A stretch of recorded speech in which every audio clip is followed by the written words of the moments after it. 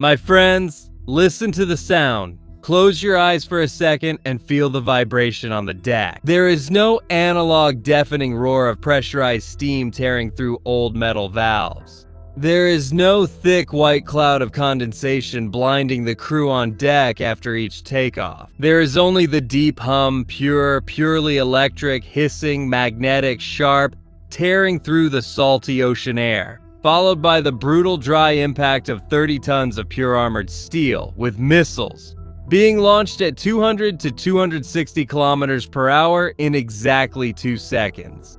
And 15 floors below your feet, protected by a labyrinth of armored bulkheads, lies the ghostly and unshakable silence of 2 nuclear reactors pulsing in the dark. What you're witnessing is not the evolution of a ship. It's the redesign of 21st century global supremacy. The United States Navy has simultaneously installed 23 new cutting-edge, science fiction-like technologies in a single aircraft carrier hull. The USS Gerald Ford is not just a military vessel, it's the lethal mothership, the largest, most formidable, and most complex war machine human engineering has ever been able to forge. And installing 1 or 2 experimental technologies in a billion-dollar military hull is already considered a severe logistical risk by any admiralty. But forcing 23 radical innovations into a single hull? The project, redesigned from the ground up, everything that moves weapons, launches aircraft, and generates power, is not traditional naval engineering. It's a geopolitical leap of faith. A coldly calculated move. No other country on the planet, not even the boldest and wealthiest adversaries in Asia, had the intellectual capacity or the financial nerve to even attempt to copy it in full. The Ford class kept only 3 things from the old and legendary Nimitz class: the colossal size of supercarriers, their core nuclear propulsion, and the non-negotiable mission of dominating the global oceans. Everything else was removed, destroyed, and redone. But to understand the absolute lethality of this steel monster, you need to grasp the central metaphor that defines our playing field: the printer of the apocalypse.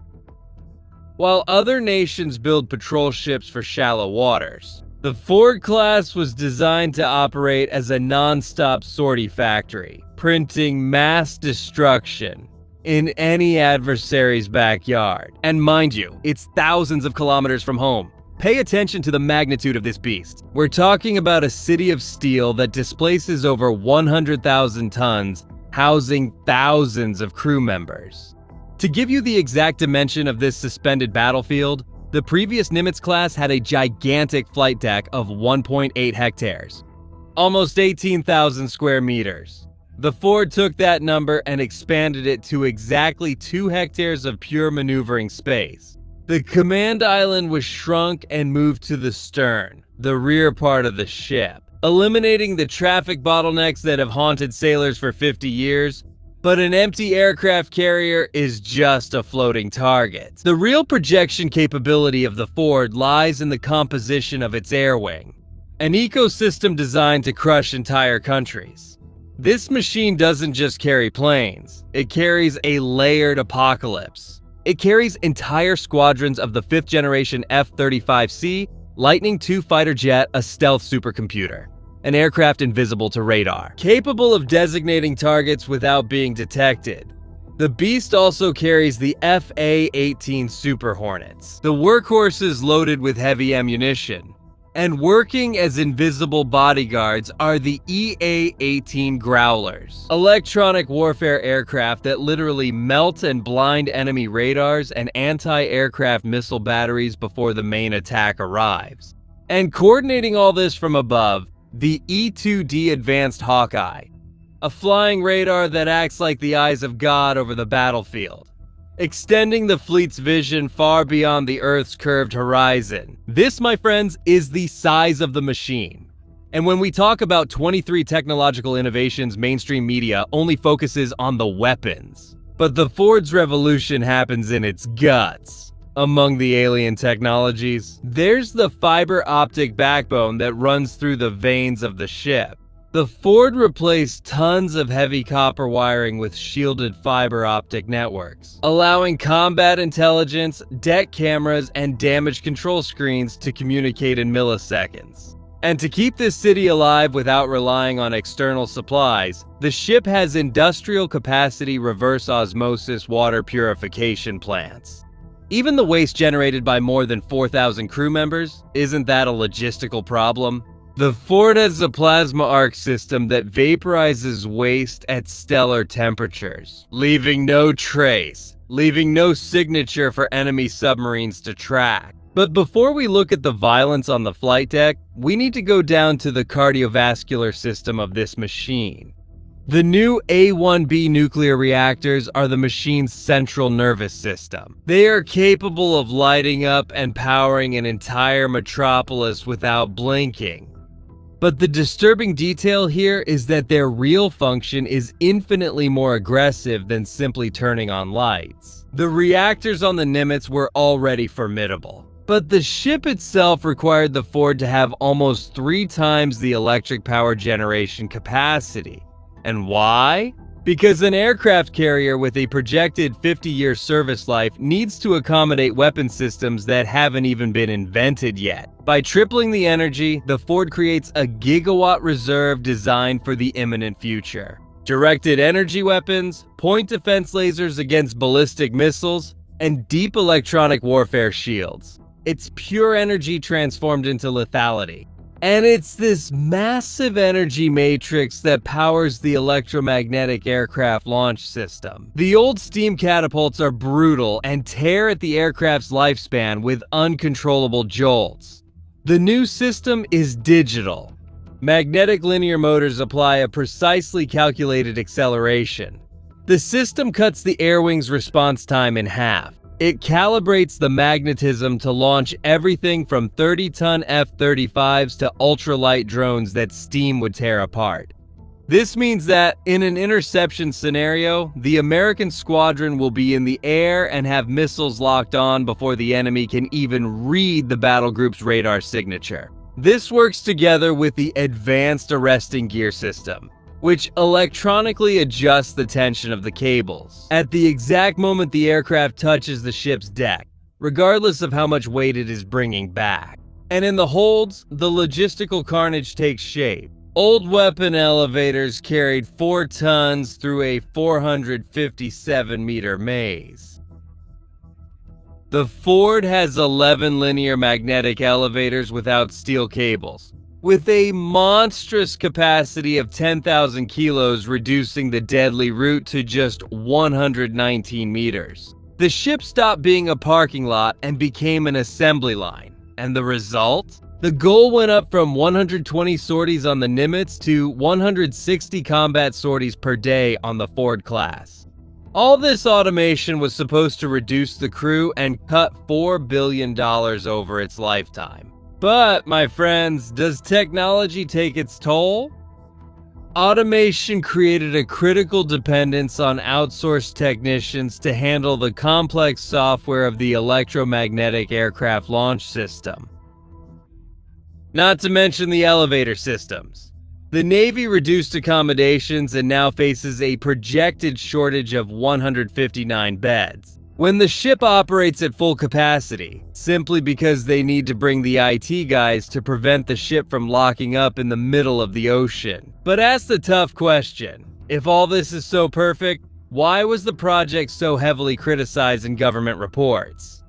The answer goes against the propaganda. The US Navy paid the price for being a pioneer, and it paid dearly.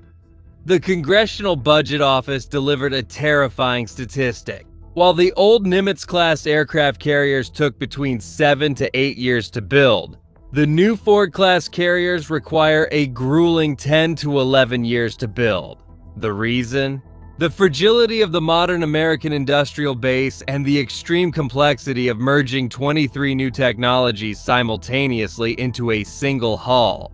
This simultaneity caused a chain of problems in an aircraft carrier that was already in dry dock being welded. The bill came relentlessly, with the cost of the lead ship rising to almost 23 by 2017. and the delays still haunt the Pentagon's schedule. The crucial sustained mission test for Ford, which would prove its maximum continuous warfare capability, ended up being postponed to fiscal year 2026. And the AAG braking system, the one that receives the fighter jets, is so problematic that the Navy is already looking for a fourth engine option, whose installation is only planned for the distant fiscal year 2029. In fact, if you have a brilliant idea for these motors, who knows, you might become a millionaire. The systems needed to mature on land before being installed aboard ships at sea. But the urgency of the situation, the wars in the Middle East and the Pacific demand a brutal effort, which almost caused the multi-billion-dollar program to collapse. And this is where we dive into the real theater of operations, and where the gap between the United States and China becomes brutally clear. China has terrifying industrial muscle. Beijing's shipyards churn out warships, guided missile destroyers, and their own aircraft carriers like a non-stop printing press. They're already trying to install electromagnetic catapults on their ski jump class, skipping steam and copying the essence of the Ford. But there is a catastrophic and irreparable flaw at the core of the Chinese war machine. A flaw that industrial printers haven't solved: the complete absence of inherited combat memory. They have brand new steel ships, but Chinese sailors have never fought a modern war. The admirals have never commanded fleets under fire, real fire from Iran. Beijing's machines have never felt the impact of missiles crossing bows like in World War II. Their system is based on perfectly bound manuals and theoretical simulations. In absolute contrast, the United States Navy system has been forged in blood, salt, and steel without interruption since World War I. Go back to the Battle of Midway. In 1942, the American fleet annihilated 4 Japanese aircraft carriers, not just because the planes were good, but because the American sailor had mastered the wild science of damage control. They knew how to weld burning bulkheads, isolate flooded compartments in the dark, reroute destroyed pipelines, and keep the warship operating while it was sinking. Fast forward to Operation Desert Storm in 1991. The chaotic engineering of coordinating half a dozen carrier air wings simultaneously, launching hundreds of aircraft daily over Iraq without a single fatal collision on deck. Isn't that something you learn on a tablet? It's a muscle memory machine stitched into the very DNA of the fleet. China doesn't have a single living officer who knows what it's like to coordinate a flight deck at night during a level 6 storm with jet fuel leaking and damaged fighters returning. To prove that this muscle memory is still intact in the new era, the USS Gerald Ford recently went through its real trial by fire. It's no longer a laboratory prototype docked in Norfolk. The ship carried out a historic deployment of 326 uninterrupted days in operational waters. It crossed the oceans covering 106,884,000 kilometers of patrol and 106,884,000 kilometers of patrol in operation. It's impressive that the mileage, the carrier air wing, the fighters, the air squadron carried out more than 12,200 launches on the magnetic deck. And pay close attention to this vital piece of information that was omitted. The pilots accumulated an astonishing 5,760 actual flight hours over areas of tension.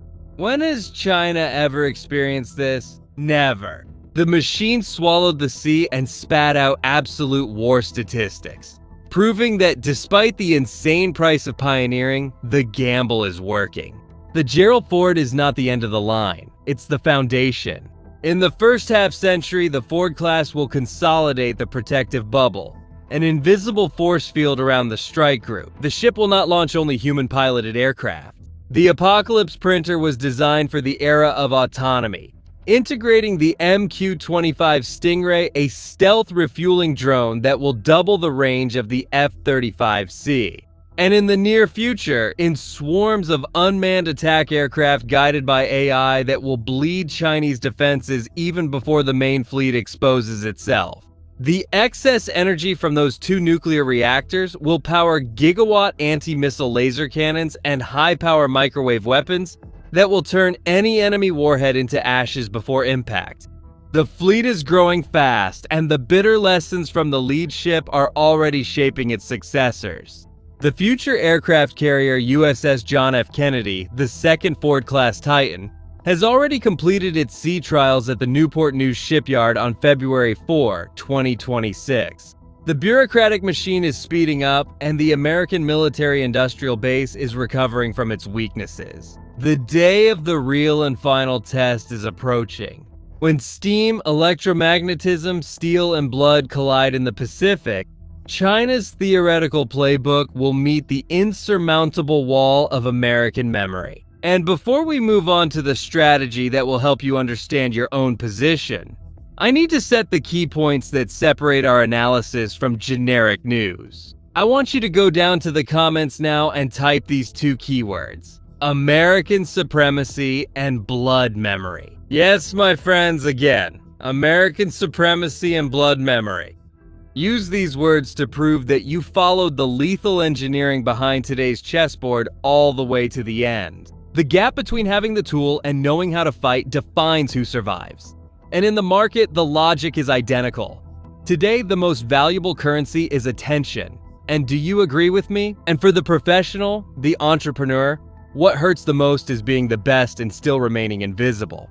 You have a great business, great knowledge, but nobody knows you exist. Have you noticed how hard it is to absorb serious content on social media?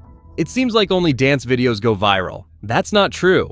15 years ago, on radio and television, I understood that building authority requires content and a solid strategy. Today, generating my 50 million views every month on social media and monetizing in dollars, the process has become very clear. So I'm recruiting professionals, entrepreneurs who are the best at what they do but are still invisible. Want to break out of the bubble? Want to be recognized and have your knowledge valued? The game now is about media, my friend. Your identity can't be outsourced. The owner needs to put himself out there. The time of just recording with your phone and solving the problem is over. The digital world demands absolute professionalism. So to solve this, to heal your pain, on August 16th, I will hold a 100% in-person immersion face-to-face with me. In my studio, yes, hands-on. I will personally guide you in building your authority with a lethal method. Want a QR code on the screen? Secure link in the description and in the first pinned comment. But I need to be blunt. There are only 5 seats left. When the last one is taken, the steel door closes and I don't know when we'll have a new opportunity. So secure your spot immediately and come bulletproof your communication. And speaking of aircraft carriers, speaking of war, I have a fantastic movie to recommend to you, which even portrays American aircraft carriers back in World War II. The name of the movie is Midway, and you will find more about it on our channel with tips about series and movies. No whining, no woke culture, a selection already made so you don't waste time choosing a title to watch on Netflix or Amazon. In other words, whatever your streaming package is, just enjoy and have fun. Link in the description, in the pinned comment, and in the card that will appear on your screen. And you can also become a member of this channel. Now comment which military technology you would like Shimo to bring here for us to analyze together and dissect the beast. Subscribe to the channel, hit the notification bell, leave a like on the video because it takes a lot of work to make. Now shield your mind. I'm Shimo Oliveira and I'll see you in the next video. See you then.